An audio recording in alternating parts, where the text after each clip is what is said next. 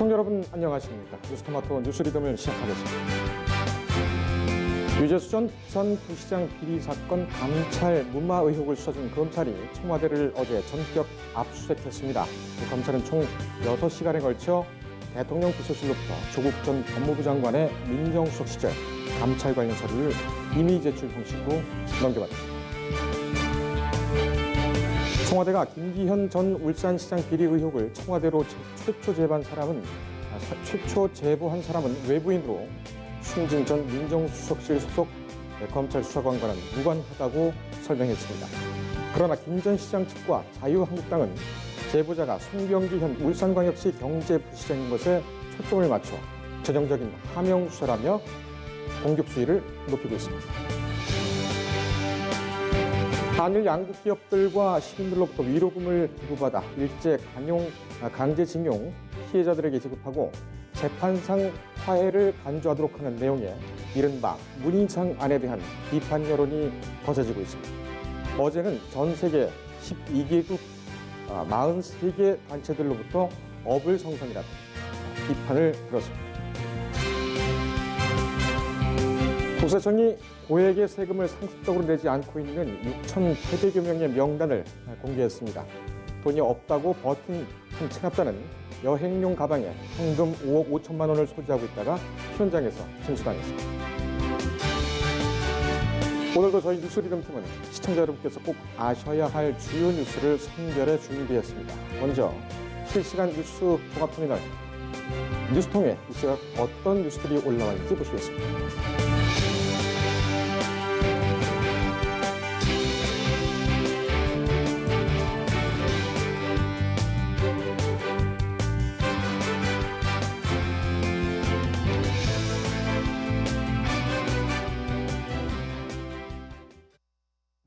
유재수 전 부산부시장 비리 감찰 무마 사건을 수사 중인 검찰이 청와대를 전격 압수수색했습니다. 청와대는 역대 정부와는 다르게 임의 제출 형식으로 관련 자료를 모두 넘긴 것으로 전해졌습니다. 검찰은 확보한 자료를 분석한 뒤 조국 전 법무부 장관, 당시 민정수석을 소환해 조사할 방침입니다. 보도에 이성휘 기자입니다. 청와대는 4일 검찰의 사전 협의 없는 전격 압수수색에 당혹스러움을 감추지 못했습니다. 유재수 전 부산시 경제부시장 감찰 무마 의혹을 소사하는 서울 동부지검 형사 6부는 이날 오전 11시 30분부터 오후 5시 35분까지 대통령 비서실을 압수수색했습니다. 검찰의 청와대 압수수색은 지난해 12월 민간인 사찰 의혹 관련 압수수색에 이어 현 정부 들어 두 번째입니다. 검찰은 청와대에 직접 진입하진 않고 임의 제출 형식으로 관련 자료를 확보했습니다.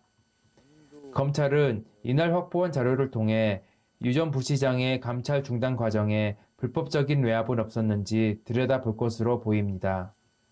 고민정 청와대 대변인은 검찰 압수수색이 마무리된 뒤 서면 브리핑을 통해 오늘 압수수색으로 요청한 자료는 지난해 12월 김태우 사건에서 비롯한 압수수색에서 요청한 자료와 대동소이하다며 비위 혐의가 있는 제보자 김태우의 진술에 의존해 검찰이 국가 중요시설인 청와대를 거듭해 압수수색한 것은 유감이라고 불쾌감을 숨기지 않았습니다. 민정수석실 특별감찰반에 근무했던 김태우 전 수사관은 여러 비위 혐의가 드러나 해임됐지만 오히려 자신이 정치보복을 받아 쫓겨났다며 청와대 민간인 사찰 의혹과 이번 유재수 감찰 무마 의혹 등을 주장했습니다. 그중 민간인 사찰 의혹은 검찰이 수개월간의 수사 끝에 근거 없는 이야기라고 결론 내린 바 있습니다. 검찰은 이번 압수수색을 통해 당시 민정수석이었던 조국 전 법무부 장관을 넘어 감찰 무마에 영향을 미쳤을 윗선의 존재를 밝히겠다는 각오입니다. 그러나 요건에서는 검찰이 정권 핵심 인사들을 겨냥한 무리한 수사로 정권의 힘을 빼고 궁극적으로 검찰 개혁을 좌초시키려는 것 아니냐고 의심하고 있습니다. 뉴스토마토 이성입니다.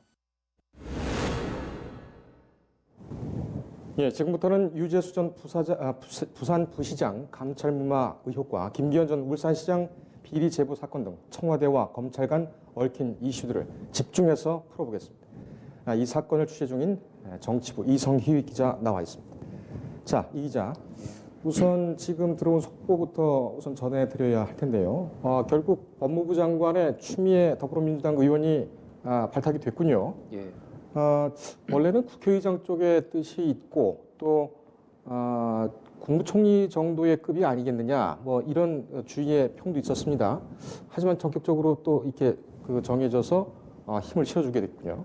예, 말씀하신 대로 추 의원 같은 경우는 더불어민주당의 전직 대표였고 여성 지역구 5선 의원 그리고 뭐 차기 대권 주자급으로 언급될 정도로 중량감이 있는 인사입니다. 그래서 사실 법무부 장관 쪽은 추 의원이 받기에는 좀 작은 곳이 아니냐 그런 평가가 많았는데 네. 추 의원 같은 경우는 본인이 판사 출신이다 보니까 검찰 개혁에 대한 생각이 평소에 있었고 그래서 요즘 또 검찰 개혁이 화두이다 보니까 그거에 대한 좀 의지가 있어서 예. 수용한 걸로 보입니다. 그렇군요. 그렇다면은 당초에 지금 뭐 총리와 법무부 장관 동시에 발표할 것 같다. 우리 뉴스리드에서도 앞서서 그렇게 보도를 해드린 적이 있었는데. 그때는 법무부 장관을 먼저 하고 총리를 다음에 할 것이다. 그랬군요. 그렇게 말씀드렸던 것 같습니다. 근데 총리는 아직 뭐 선정이 쉽지가 않은 모양입니다. 네, 당초 경제총리로 김진표 민주당 의원이 될 것이다 그렇게 이야기가 있었는데 예. 약간 김 의원이 보수적인 성향이 좀 강하기 때문에 사회 진보 성향의 사회단체에서 반대 의견이 많이 나오고 있습니다. 예. 그래서 청와대에서도 약간 좀 고려를 하고 있는 것 같습니다. 그쪽 그렇군요. 부분을. 추미애 법무부 장관 내정자 프로필을 다시 한번 볼까요? 앞서서 화면으로 보여드리긴 했는데 대구 경북여고와 한양대 법학과, 연세대 경제학 석사, 비서울대 비스카이대인 것도 주목이 되네요. 또 20대 국회의원까지 해서 지금 4선 의원, 5선 의원. 5선 의원이군요. 5선 의원입니다. 상당히 어떻게 보면 아주 중량급이네요. 총리로도 언급이 되고 국회의장으로도 언급이 될 만큼. 또 재밌는 이슈가 하나 있는데요. 네. 사실 예전 기억하시겠지만 김용철 변호사의 삼성을 이야기한다. 예. 그 책에 좀 추미애 대표에 대한 좀 일화가 있었는데 그래요? 유일하게 삼성 돈을 안 받은 정치인이 추 대표이기 때문에 예. 뭐 돈을 안 받는 정치인이라고 그렇게 기록이 이건희 삼성 회장의 수첩에 그렇게 적혀져 있었다. 예. 그런 일화도 있을 정도로 좀 개인 관리가 철저한 걸로 알려 있습니다. 그렇군요. 그리고 판사 시절에 공안 검찰과 거기서 부당한 영장을 청구하면은 그거에 대해서 다 초임 판사 시절에 그거를 다 거부했다. 예. 그 정도로 강단이 있는 여성으로 알려져 아주 있습니다. 결기가 있고 강단이 있고 또 추미애 의원 하면은 과거에 최고위원이었습니까? 민주통합당 최고위원 때인가요? 그때 네. 삼보일배 예, 그 인상이 아주 강하게 남아 있어서 국민들께서도 아주 인상 깊게 보고 계시는 그런 분이죠. 한때 건강 얘기가 좀 나왔습니다. 예, 뭐 일단 산보임 일배 말씀하셨는데 노무현 전 대통령 노무현 전 탄핵 대통령. 관련해 네, 가지고 그렇습니다. 사죄하는 의미로 그걸 했던 걸로 알고 있습니다. 예. 그래서 산보 일배 이후로 무릎이 많이 안 좋아져 가지고 높은 구두를 잘 못 신는다 그런 이야기도 있고 그렇군요. 그런 건강 쪽은 있었는데 별 문제가 없는 걸로 알고 있습니다. 예, 알겠습니다. 이 문제에 대해서는 내일 저희 법조팀 그리고 정치부 기자들하고 다시 집중적으로 앞으로의 검찰개혁 방향에 대해서 짚어보도록 하겠습니다. 자, 본론으로 들어가죠. 어제 청와대에서 고민정 대변인이 현안 브리핑으로 해서 김기현 하명 수사 의혹 해명을 적극적으로 했습니다. 문서도 공개를 했죠. 어떤 내용이었는지 먼저 정리를 좀 하고 가죠. 예, 김기현 전 울산시장 관련 비리 첩보가 현재 문제인데요. 그게 청와대에서 자체 생산해서 내린 거냐, 아니면 외부에서 그걸 받은 거냐, 그 논란이 있었는데 청와대 자체 조사 결과 경찰 출신이거나 특감반원이 아닌 행정관이 외부에서 제보된 내용을 일부 편집해서 그거를 절차에 맞도록 보고를 했고 그게 경찰에 이첩이 됐다. 예. 그렇게 설명을 했습니다. 예. 그래서 2017년 10월경에 당시 민정비서관실 소속 A 행정관이 스마트폰 SNS를 통해서 비리 의혹을 제보받았습니다. 예. 그리고 그거를 이메일로 보낸 다음에 문서로 출력하고 또 요약 정리한 다음에 보고했다고 합니다. 그 과정에서 새로이 추가한 비위 사실이나 법적 판단은 없었다고 합니다. 예. 추가한 비위 사실이나 법적 판단 이렇게 되면 가공이 되게 되는 거죠. 예. 그죠? 그게 로우 데이터라고 합니까? 원본과 제보의 원본에 더해서 빼거나 더하거나 뭘 그 판단을 해서 자기 의견을 내거나 그러게 되면은 이 가공 부분이 굉장히 커지기 때문에 그 부분은 어떤 제보 문건이라기보다는 그 정보에 대한 분석 문건, 해석 문건 이렇게 되어 있기 때문에 문건의 어떤 성질도 좀 바뀌게 되는 거죠. 예, 청와대 측은 로우 데이터와 다 갖고 있는데 일단 당사자 그 제보자 측에서 그 동의를 하면은 뭐 공개도 할 수 있다. 약간 그런 뉘앙스로 예. 이야기를 했습니다. 예, 본인이 다 가지고 있다. 예. 그 청와대에서 분명히 가지고 있다. 근데 지금 그 백원우 민정비서관이 그러니까 이제 민정비서관실에 있는 행정관이 제보를 받았고 그걸 백원우 민정비서관에게 보고를 했고 그 백원우 민정비서관이 박형철 그러니까 반부패 비서관실로 이거를 이첩하는 전달하는 과정에서 직접 갖다 줬느냐 많은 그런 지방자치단체 관련 비리 중에 유독 김기현 울산시장만 갖다 줬느냐 이게 또 쟁점이 되고 있죠. 이거에 대해서는 뭐라고 했습니까? 그게 사실 민정 그 실이라는 곳이 뭐랄까 모든 이슈에 대해서 다루는 곳이라고 합니다. 예. 그래서 외부에서도 갖가지 그 첩보라든지 투서, 보고라든지 그런 게 들어오고 민정 쪽에 그게 집중되는 경향이 있다고 합니다. 네. 그래서 그거를 민정실에서 일단 받았는데 받고 정리하다 보니까 이게 비리 의혹인 거고 그래서 그거를 자연스럽게 반부패 비서관에 넘긴 거다. 예. 그런 식으로 청와대에서는 설명하고 있습니다. 알겠습니다. 자, 여기까지 보면은 사실관계도 일치하고 백원우 전 민정비서관 또 반부패 비서관실 해명하고 다 같습니다. 그런데 보면은 우리도 우리 영역이 아닌 그런 제보들이 오게 되면은 이른바 토스라고 하잖아요. 예. 정치부에서 사익으로 토스를 하기도 하고 또 역으로 하기도 하고 그거는 일정한 어떤 그런 관행적인 정상적인 업무 협조 관계라고 볼 수가 있는데 일단은 그 문서를 작성한 제보를 받아서 문서를 작성한 행정관 누굽니까? 현재 그 총리실 민정민호 비서관실에서 근무 중인 문모 사무관으로 알려 있습니다. 예. 그 문 사무관은 6급 검찰 수사관 출신인데 이명박 정부와 박근혜 정부 청와대에서 근무를 했다고 합니다. 2014년 7월 총리실로 소속을 바꿨지만 현 정부 들어 또 2017년 7월부터 1년간 청와대 민정수석실에 파견 근무를 했다고 합니다. 예. 그 아주 유능한 정보맨이라고 평가를 받는다고 합니다. 예. 저희가 법조 쪽으로 취재를 해보니까 그 김태우 전 그 행정관 있죠. 예. 비슷한 아마 경력이 아닌가 이렇게 추정이 되더군요. 범정에서 많이 활동을 했고 또 세계 정부에서 또 민정실에서 또 근무를 했죠. 자, 제보자는 누굽니까? 예, 제보자는 아까 말씀하셨지만 송병기 현 울산시 경제부시장으로 알려졌습니다. 송 부시장은 2016년 말 그 캠핑장에서 문 행정관과 그 인연을 맺었고 예. 이후에 그 일종의 정보원처럼 그 52시간 반응 최저임금제 또 울산 지역 이슈 등 다양한 분야에서 의견을 좀 주고받았다고 합니다. 예. 그 과정에서 김기현 전 시장 관련 첩보도 넘긴 것 같습니다.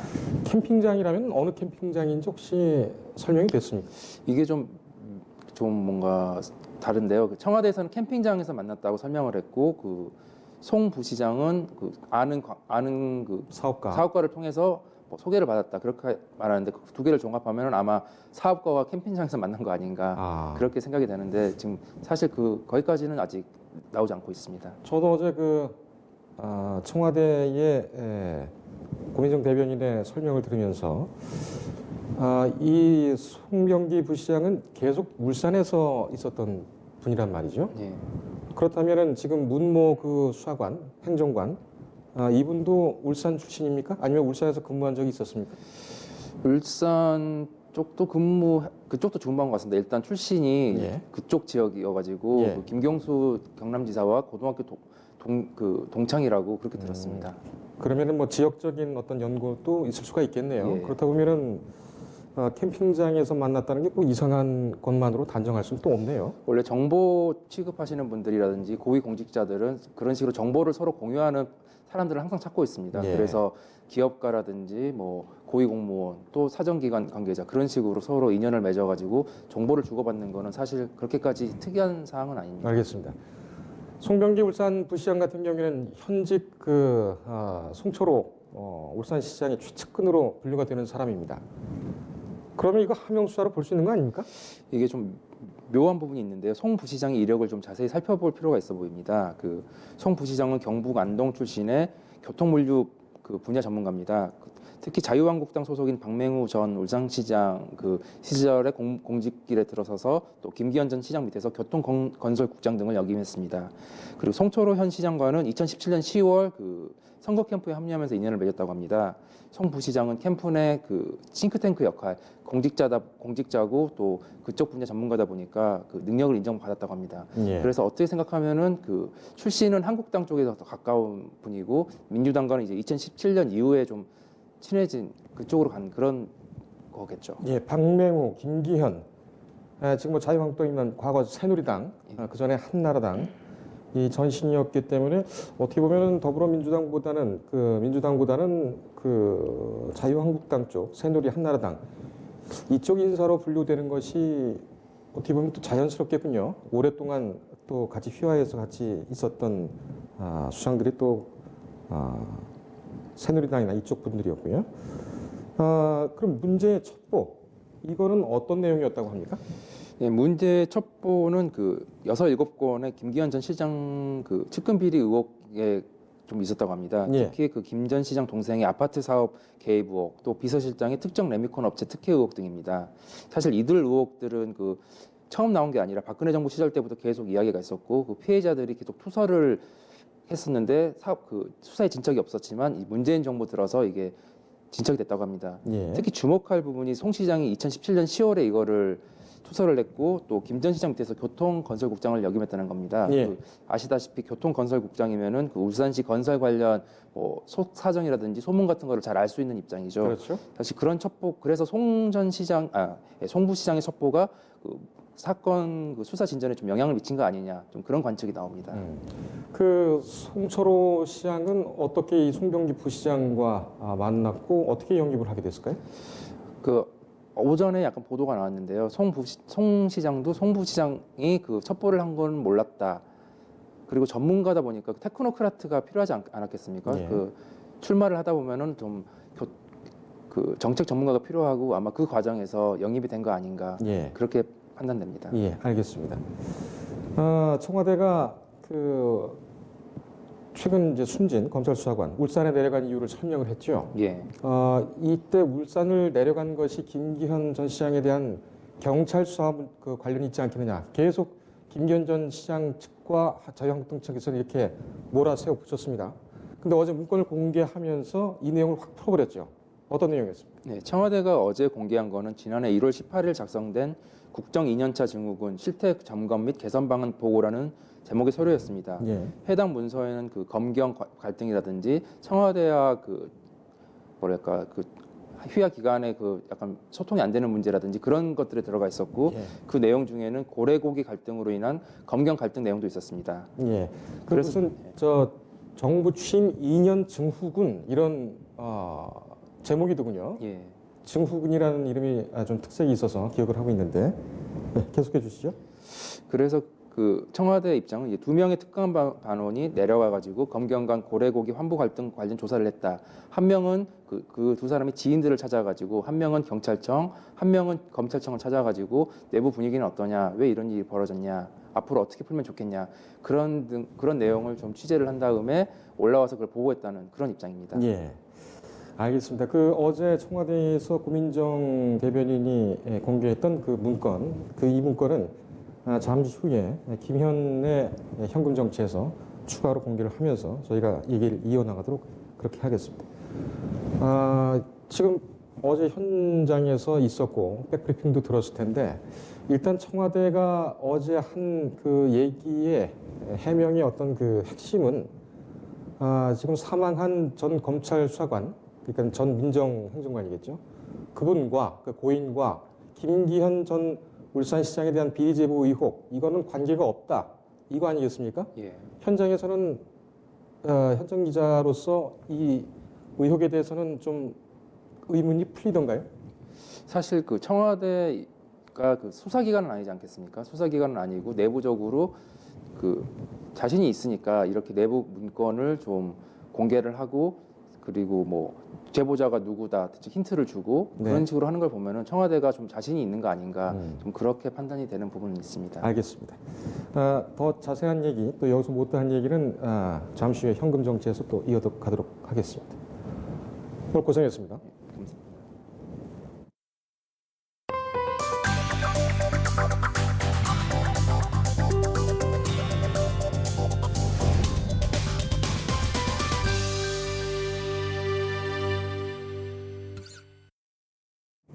예, 문희상 국회의장이 내놓은 강제 징용 피해자에 대한 배상 방법, 이른바 문희상안을 두고 비판의 목소리가 커지고 있습니다. 하지만 문희상 국회의장 측이나 여야 의원 누구도 이 문제에는 큰 관심을 기울이지 않고 있는데요.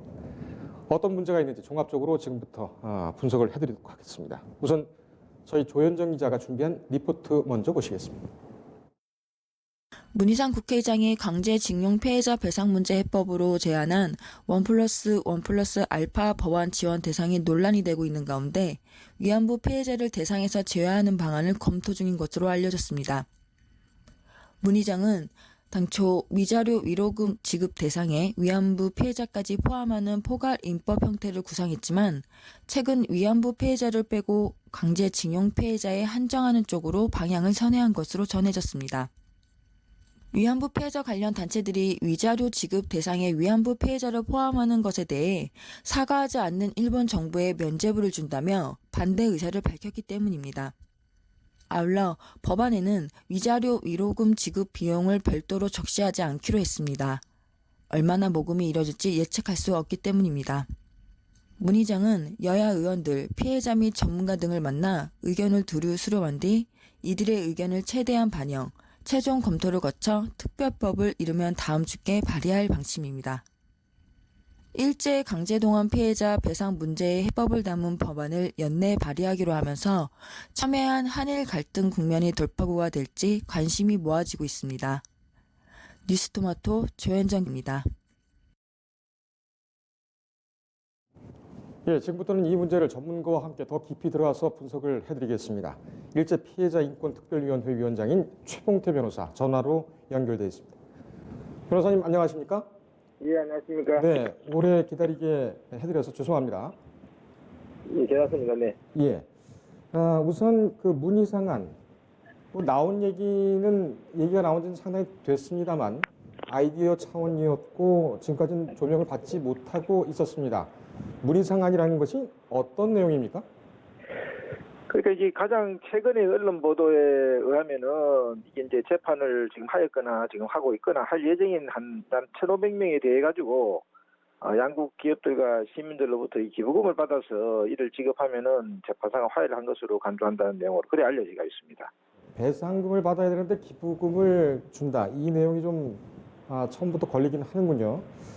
그런데 그렇죠. 예. 예, 굉장히 이게 지금 이렇게 만들게 되면은 이제 그 65년 그 전으로 지금 이렇게 되돌아가자는 그런 결론이 됩니다. 65년 전으로요. 네네. 자, 그런데 이 문희상안 이 부분에 대해서는 최초 일본군 위안부 피해자들도 대상으로 포함이 되었다고 알려져 있습니다. 하지만 최근엔 이것이 빠졌다.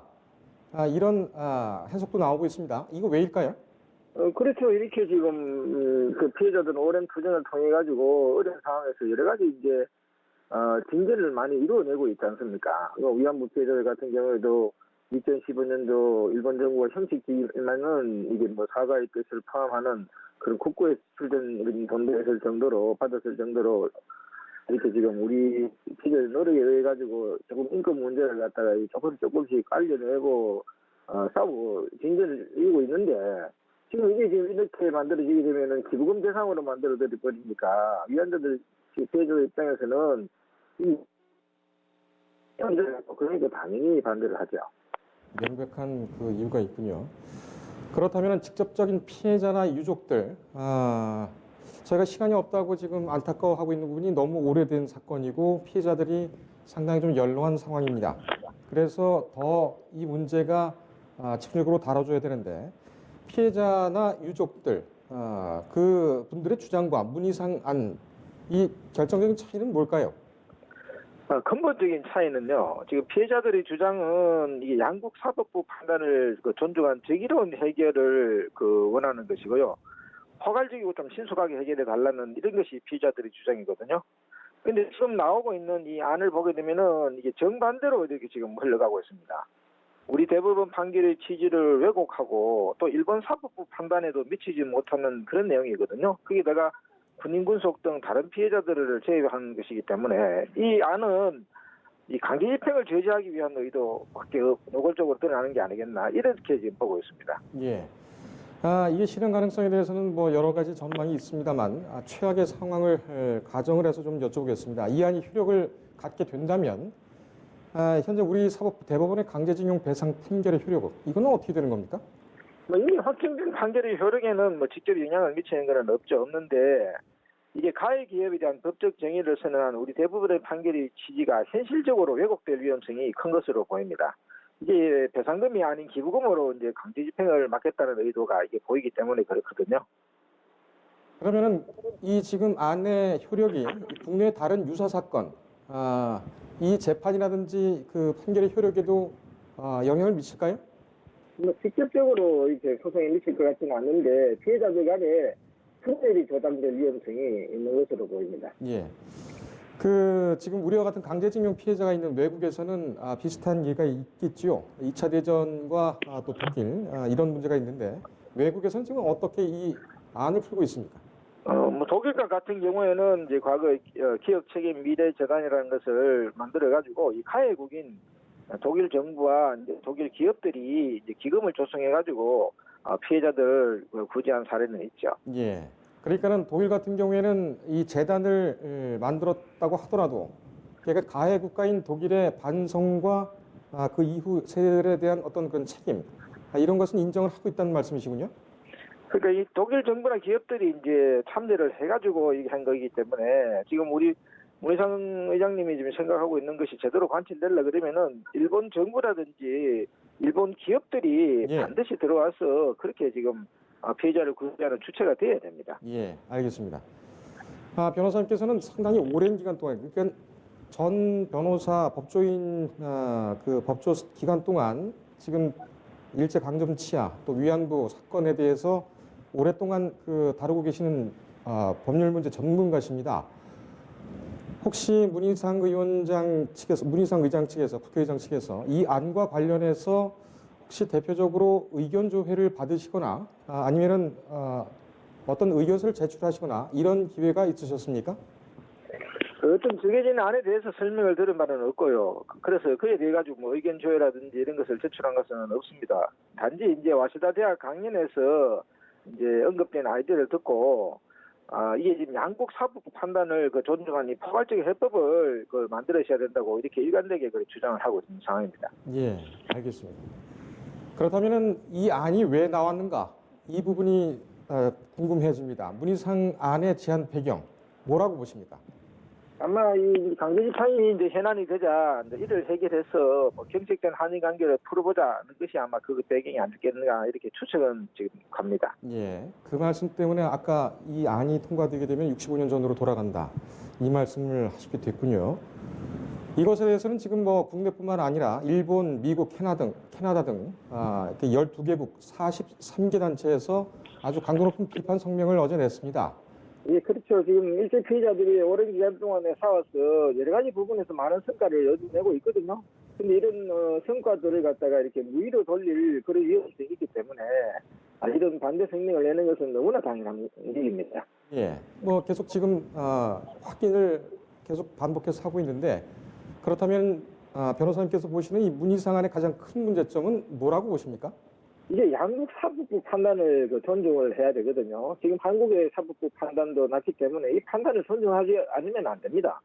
그리고 일본에서도 사법부 판단이 지금 나와 있거든요. 일본의 사법부 판단은 뭐냐면은 개인 청구권은 지금도 살아있기 때문에 자발적으로 일본 정부나 기업은 구제를 하는 것이 바람직하다 이런 내용이거든요. 예. 그러면은 이 양국 사법 판단을 존중한 해법을 우리 피해 국가에서 이 법안의 내용을 담아가지고 그렇게 만들어줘야 되는데 예. 지금 이 안은 그대로 보게 되면은 일본 사법부 판단조차도 지금 이렇게 어떤 의미에서는 무시하는 내용이기 때문에 이게 양국 사법부 판단을 무시하는 것이 가장 큰 문제가 아니겠나 이래 보입니다. 예. 그러니까는 우리나라 사법부의 판단은 고사하고 일본의 사법부 판결보다도 오히려 후퇴한 그런 그렇죠. 아니다. 그렇죠. 네, 그렇습니다. 알겠습니다. 어제 송교 변호사도 모 방송에서 이 문제를 지적을 하면서 아베가 아마 보이지 않는 곳에서 만사를 불렀을 것이다. 이렇게 애둘러서 비판을 했습니다. 변호사님께서는 어떻게 보십니까? 근데 이제 문희상 의장님의 안을 이제 좋게 또 생각을 하면은 이제 미끼를 던졌던 거로 볼 수도 있거든요. 미끼요? 미끼를 던졌으니까 이걸 기회로 해서 일본 사회를 움직이게 한 방향으로 움직이는데, 그러려 그러면은 일본 여론을 바꿔야 되거든요. 그러니까 일본 여론을 바꾸려 그러면은 피해자들의 청구권이 살아있다고 양국 사법부가 동일한 판단을 하고 있고, 늦었지만은 이 구제를 하는 것이 한일 청구권 협정에 위반되는 것이 아니라는 것을 일본 사회에 알려가지고 지금 늦었지만은 이 피해자 구제에 동참하도록 그렇게 미끼를 던졌으니까 이걸 계기로 해가지고 만들어내는 건 우리 역할이 아니겠나 이런 생각이 듭니다. 예, 알겠습니다. 지금 일본의 사과 없이, 그러니까 배상의 성격도 아닌 기부금의 성격으로 자금을 지원한다. 이렇게 보면은 역사적 치유를 하는 것이 아니라 오히려 2차 가해, 2차 피해를 주는 것 아니냐, 이런 우려도 제기되고 있습니다. 어떻게 보십니까? 그렇죠. 이 안은 배상도 아닌 위로금이기 때문에 더 역사적 상처 치유가 안 되겠죠. 그러니까 일본 사법부에서도 일본 판사님들이 고민해가지고 피해자 개인 청구권 살아있으니까 자발적 구제를 하는데, 이 지금 피해 국가에서 이게 지금 기부금을 받아서 하겠다 하면은 일본 판사님한테도 저희들이 면목이 없죠. 예, 알겠습니다. 지금 워낙 현실감이 없는 그런 안이기 때문에 국회 통과 가능성은 희박했습니다만 지금 상황이 가면 갈수록 힘을 얻고 있습니다. 어떻게 대응하시겠습니까? 글쎄요, 어제 이제 국회에 제가 직접 가봐왔거든요. 예. 가봐서 의장 간담회에 참석하는 의원님들을 만나봤는데, 그분들도 법안 설명을 드리는 거는 없다고 하고요. 예. 본인들이 이제 국회에 제출한 법안이 있기 때문에 이걸 이제 의장님께서 포괄적으로 반영을 해서 만들겠다, 이렇게 의장님께서 말씀을 하셨답니다. 예. 그러니까 의원님들은 당연히 이건 찬동을 하실 수밖에 없죠. 그런데 이게 만약에 문희상 의장님 안이 1,500명을 대상하는 법안을 미리 알고 그렇게 했다 그러면은 의원님들이 찬성을 했겠습니까? 예. 그래서 이게 문희상 의장님의 안이 국회 내에서 힘을 얻어가고 있는지는 의문이고요. 예. 아마 이런 법안이라면은 피해자들이 반발해가지고 사초가 될 것으로 그래 보입니다. 예. 알겠습니다. 변호사님, 오늘 말씀 여기까지 듣겠습니다. 네, 감사합니다. 네, 감사합니다. 최봉태 법무법인 3일 변호사의 해석과 함께 하셨습니다. 최 변호사께서는 일제 피해자 인권특별위원회 위원장으로도 활동을 하고 계십니다. 예, 다음 소식 전해드리겠습니다. 국세청이 고액의 세금을 상습적으로 내지 않고 있는 6,800여 명의 명단을 발표를 했습니다. 돈이 없다고 버틴 한 체납자는 여행용 가방에 현금 5억 5천만 원을 두고 있다가 현장에서 빼앗기고 있기도 했습니다. 보도에 김한희 기자입니다. 종합소득세 수억 원을 내지 않으려고 꼼수를 쓴 분재 수집가가 국세청에 덜미를 잡혔습니다. 체납 발생일 직전 모든 부동산을 처분한 뒤 고가의 분재들을 모아 숨겨놓은 겁니다. 하지만 국세청은 오랜 탐문 끝에 분재를 은닉한 비닐하우스 4개 동을 찾아내 이틀에 걸쳐 수억 원 상당의 분재 377점을 압류했습니다. 이처럼 올해 1년 이상 체납한 국세가 2억 원 이상인 악의적인 체납자가 6,836명이나 되는 것으로 나타났습니다. 이들이 체납해야 할 금액은 무려 5조 4천억 원에 이릅니다. 개인 최고 체납액은 1,632억 원, 법인 최고액은 450억 원입니다. 작년보다 명단 공개 인원은 320명 줄었지만 100억 원 이상 체납자가 2배 이상 늘면서 체납액은 1,633억 원 증가했습니다. 국세청은 2004년부터 매년 고액 상습 체납자 명단을 공개하고 있습니다. 올해는 온라인 도박 운영업을 하는 홍영철 씨가 부가가치세 등 1,632억 원 미납으로 이름을 올렸습니다. 법인 최고액은 건설업체인 코레드 하우징이 근로소득세 등 450억 원을 체납했습니다. 고액 상습 체납자의 은닉재산 수법은 다양합니다. 매출액 현금 결제를 유도해 은닉한 골프장 체납자, 고가 분재 수백 점을 은닉하거나 여행용 가방, 아파트 보일러실, 외제차 트렁크에 현금을 숨기는 겁니다. 하지만 국세청은 공정 재정 확립을 위해 끝까지 추적한다는 방침인 만큼 국민들의 자발적 신고가 필요해 보입니다. 뉴스토마토 김한입니다.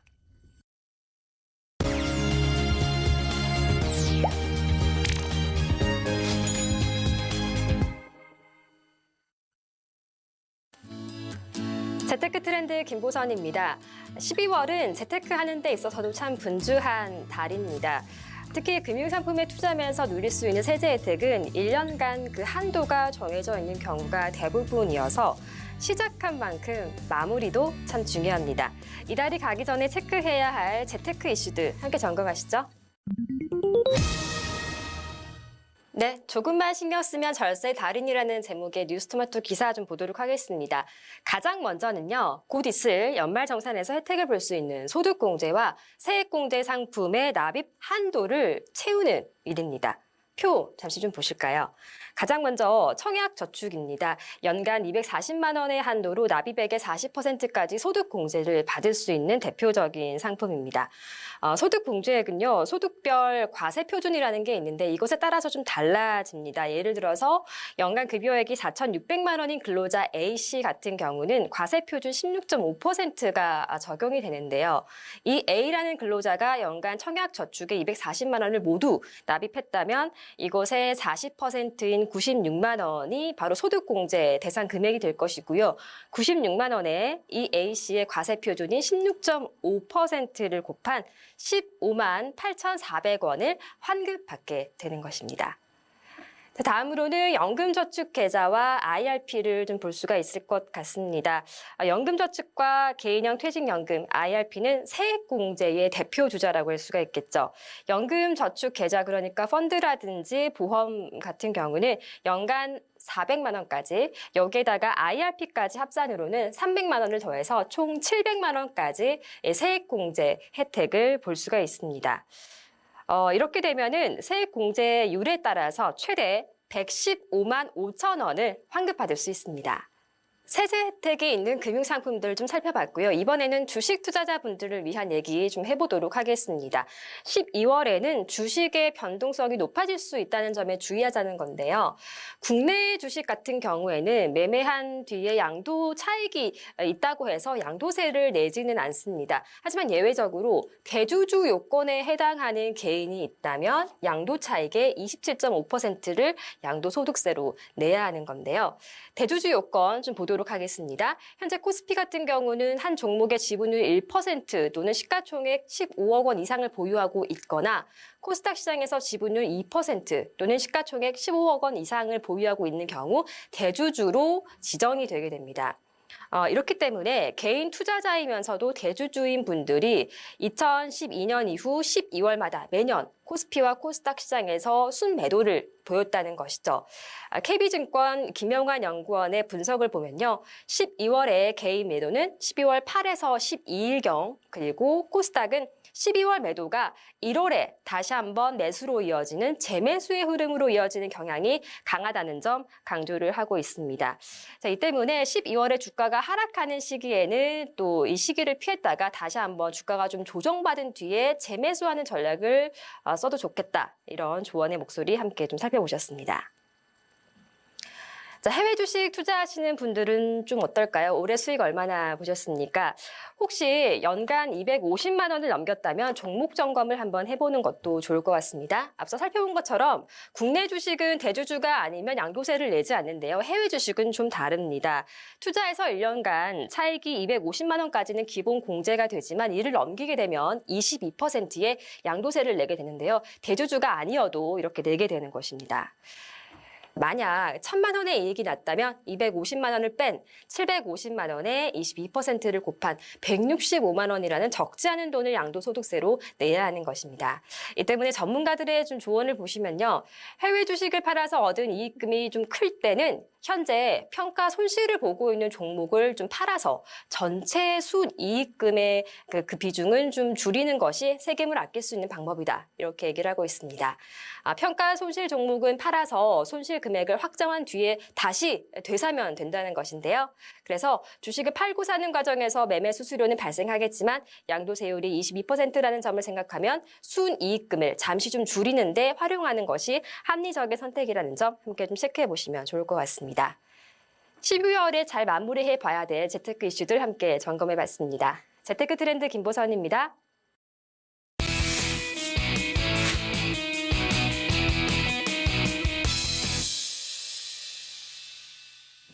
예, 어렵고 복잡한 정치를 돈 되는 쉬운 정치로 바꿔드리는 김현의 현금 정치 시간입니다. 오늘도 더불어민주당의 김현 사무부총장 나오셨습니다. 어서 오십시오. 안녕하세요. 네. 예견하셨던 것처럼 추미애 의원께서 법무부 장관으로 내정이 되셨군요. 네. 평소에 좀 교감이 있으신 분입니까? 제가 추미애 대표 시절에 현장 담당 대변인이었습니다. 그랬었죠. 수행을 맡아서 예. 했었습니다. 그리고 그 전에는 이제 특보로 활동을 했고요. 대선 때는 제가 그 문재인 대통령 후보 대변인 하면서 특보 활동을 같이 했습니다. 그래서 예. 추미애 전 대표의 생각이나 당에 대한 애정, 그다음에 대한민국의 미래 비전 이런 것에 대해서 고민과 고심을 할 때 의견을 공유하기도 하고 얘기도 듣기도 하고 그랬습니다. 예. 그 장관 내정에 대한 보도가 나오고서 지금 여론을 보니까 역대 누구보다도 아주 센 분이다 이렇게들 표현을 하는군요. 그러니까는 지금 검찰 개혁이 지지부진해지면 어떡하나, 또 여기서 도로무로 후퇴하면 어떡하나, 이런 국민적인 우려가 많지 않습니까? 어떻게 전망하십니까? 일단은 그동안 오랜 정치 활동, 그러니까 96년도부터 해서 지금 24년째 이제 접어드는 시점에서 이제 장관 내정이 되신 분인데, 김대중 대통령이 판사로 있을 당시에 이제 영입한 분이죠. 예. 그리고 노무현 대통령께서도 굉장히 아꼈던 정치인 중에 하나이고요. 그리고 이번 2016년도 탄핵 정국에서 당대표를 맡아서 2년 동안 안정적으로 당을 관리해서 결국은 지방선거 승리와 대선 승리를 이끌었던 당대표로 기록됩니다. 예. 10년 동안 판사 재직 동안에 그때 당시 좀 부당한 공권력에 맞서서 올바른 재판을 했던 걸로 기억을 하고 있고요. 많은 국민들이. 그리고 그 다양한 의정활동과 그다음에 상임위 활동을 통해서 경험이 풍부하다는 점하고 앞서 말씀드렸던 것처럼 2년 동안 당을 이끌어왔기 때문에 강한 리더십과 지도력을 바탕으로 여성의 섬세함, 그러니까 꼼꼼함이 두루 아울러져서 지금 우리 시대의 법무부가 해야 될 역할, 즉 사법개혁과 검찰개혁도 있지만 사회적 약자와 소수자들을 위한 배려, 그다음에 법적인 불비함을 좀 이렇게 해결해 나가는 그런 다종다기한 형태의 역할이 주문받을 거라고 저는 봅니다. 예. 당장의 국민들은 검찰개혁을 온전하게 완수시키는 것이 제일 중요한 하두이겠지만 그것뿐만 아니라 예를 들어 다문화나 아니면 뭐 고려인들이 겪는 그런 그 이제 출입국 관련해서의 문제나 이런 것들이 사실은 법무부에서 굉장히 보수적으로 접근했기 때문에 그분들이 누려야 될 그런 권한이나 혜택이 제대로 안 된 부분도 많이 있습니다. 그래서 그런 사회적으로 해결해야 될, 법적으로 해결해야 될 문제들까지 포함해서 두루두루 다 살펴볼 수 있는 그런 분이고, 그래서 아마 문재인 대통령께서 내정을 하신 거고요. 앞서 조국 전 장관이 사실은 검찰개혁과 법무부 개혁을 위한 적임자임에도 불구하고 검찰개혁을 방해하고 검찰 조직의 이기적인 태도 때문에 굉장히 곤욕을 치렀는데 그런 문제도 다 타개할 수 있는 그런 후보이지 않을까 싶습니다. 예, 알겠습니다. 지금 뭐 바로 본론으로 이제 들어가도록 하겠습니다.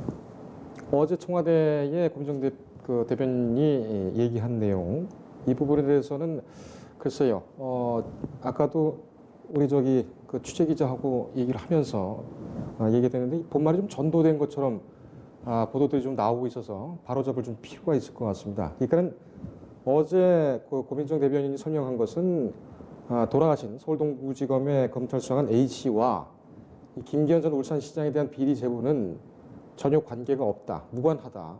고로 백원우 민정비서관이 별도로 운영했다는 별동대 회원이 아니고, 또는 그보다 더 정확한 것은 울산지검으로 가서 조사를 받게 된 것도 황운하 전 울산경찰청장, 그때 김기현 전 시장에 대한 측근비리 수사를 했던 그것과는 관계가 없이 그 고래고기 사건 이 부분에 대해서 참모 판단을 하기 위해서 정상적으로 간 것이다. 이런 것이 이제 밝혀졌죠. 무고하게. 그 내용을 저희가 한번 다시 그 고민정 대변인의 육성을 해서 들어보도록 하겠습니다. 문제의 문건은 외부 제보 없이 민정수석실이 특감반의 자체 조사 등을 통해 생산한 다음 경찰에 지시하여 수사하도록 한 사실이 없고, 고인 등 2명의 특감반원이 2018년 1월 울산에 내려간 것은 본건 자료와 무관한 것임을 분명히 말씀드립니다. 오늘은 고인의 발인이 있는 날입니다. 이것으로 더 이상 억측과 허무맹랑한 거짓으로 고인의 명예를 훼손하지 말아주시기 바랍니다. 유서조차 바로 보지 못하신 유족들에게 다시 한번 깊은 위로의 말씀을 드립니다. 예, 지금 같이 보신 바와대로 청와대가 어제 해명한 것은 김기현 전 시장의 비리 제보 의혹 사건, 이 논란과 그 고인 검찰 수사관, 돌아가신 검찰 수사관은 전혀 관계가 없다, 무고하다, 이런 부분을 얘기를 한 겁니다.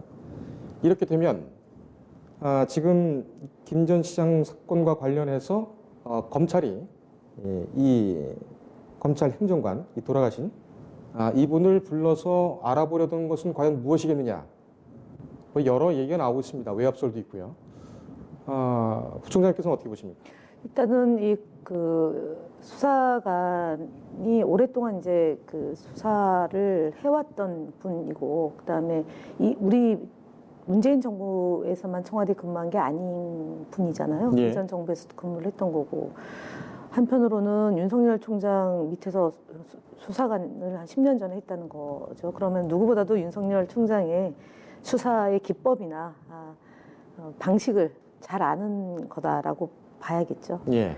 두 번째로는 조국 전 장관을 둘러싸고 주변의 관계자들과 가족들을 먼지털이 별건 수사로 어떻게든 기어이 이제 망신을 주고 구속을 시키는 이런 별건 수사를 해온 것이 이제 본인이 감각적으로 알지 않았나 싶습니다. 예. 지금 관련해 가지고 어제 그 고민정 대변인이 문건 공개를 한 게 있죠. 혹시 그 문건에 대한 영상이 준비가 됐습니까? 예, 지금 저 내용인데요. 국정 2년차 증후군 실태 점검 및 개선 방안 보고. 민정비서관실에서 민정수석실에서 저 내용을 기획을 해서 점검을 했던 부분인데, 저 부분에 저 아랫 부분이죠. 맨 아랫 부분에 가면은 지금 이제 그 사망한 검찰 행정관이 왜 울산에 가게 됐는지 이 부분에 대해서 명확히 나와 있는 그런 부분이 되겠습니다. 네, 그래서 본인이 가게 된 배경과 내용을 이미 검찰은 다 알고 있을 거란 말이에요. 예. 그럼에도 불구하고 참고인 신분으로 갔는데 또 소환을 하게 된 것에 대해서 누구보다도 본인이 알 거다. 근데 지금 현재 그 핸드폰을 지금 이례적으로 그 망자에 대한 그 유품인 핸드폰과 유서를 지금 압수수색을 했는데, 거기에 이제 다른 별도의 죄목이 있다는 거 아닙니까? 그 이제 압수수색하게 된 배경. 네, 그거는 이제 확인은 아직 안 됐지만, 예. 그러니까 보도상으로는 그런다고 보면, 그래서 어쨌든 가족에 대한 배려를 부탁했다라고 이제 유서에 돼 있다라고 언론 보도에도 나온 거로 보면, 청와대나 아니면 저희 당에서도 굉장히 이례적인 행위에 대해서 규탄을 하는 거죠. 예.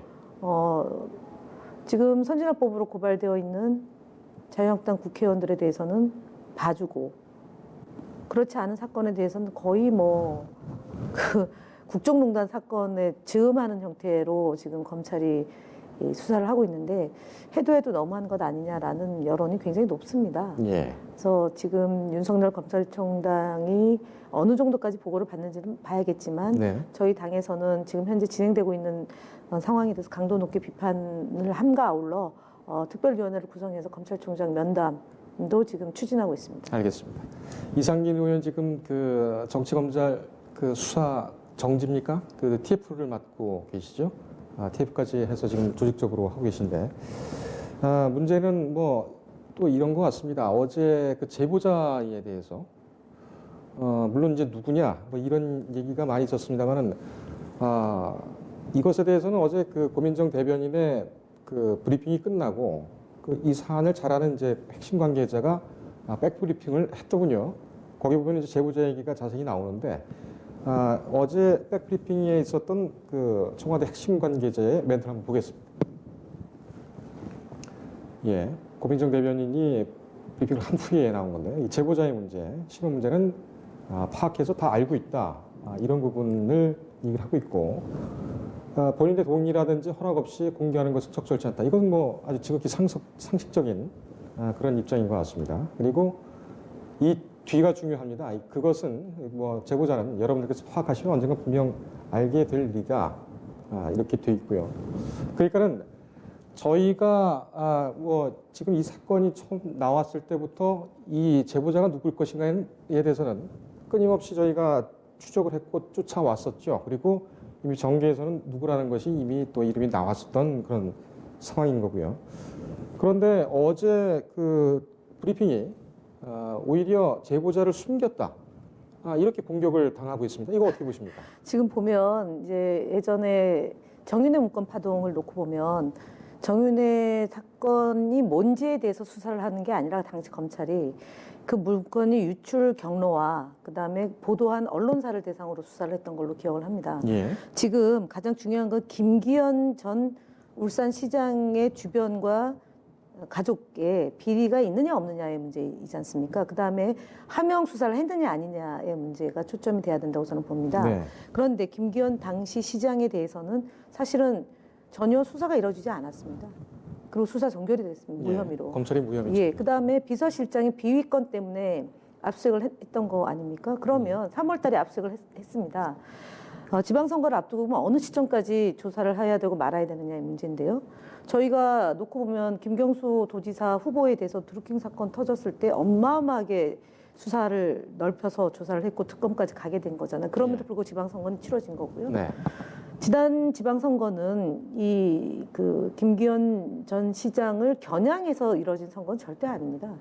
측근이었죠. 예, 그다음에 그때 당시 보도는 김기현 전 시장에 대한 공격이 아니고 그 황 청장에 대한 뭐 무리한 수사다라는 식으로 해서 온갖 그 울산 현지 언론은 도배한 것은 황 청장에 대한 비판과 비난이었습니다. 예. 그렇기 때문에 지금 김기현 전 시장이 뭐 정론관에 서서 주장하는 바나 자유한국당이 주장하는 바나 검찰의 무리한 수사가 다 사실은 지금 현재 총선을 4개월 앞두고 이렇게 된다면 총선 4개월 앞두고 무리하게 집권 여당과 청와대를 압수수색하는 것은 과연 정치행위냐 아니냐라고 지적을 받을 수밖에 없습니다. 예, 알겠습니다. 이 문제에 대해서 문제 제기하지 않는 언론에 대해서도 제가 강하게 지금 성토를 하는 겁니다. 네. 알겠습니다. 지금 한 30초 정도 남았는데요. 이 부분에 대해서는 뭐 특검을 하자는 얘기가 있고 국정조사를 또 하자는 얘기가 또 있습니다. 여당 입장은 뭡니까? 검찰의 수사가 제대로 하고 있는지 아닌지를 봐야겠죠. 만약에 검찰이 선진화법 위반된 자유한국당과 특정하게 딜을 하고 있다라는 의혹으로부터 자유스럽지 못하다 한다면 이 문제 역시 특검의 대상이 될 수 있다라고 저는 봅니다. 알겠습니다. 여기까지 말씀 듣겠고요. 아까부터 계속 보게 됐는데 명찰입니까?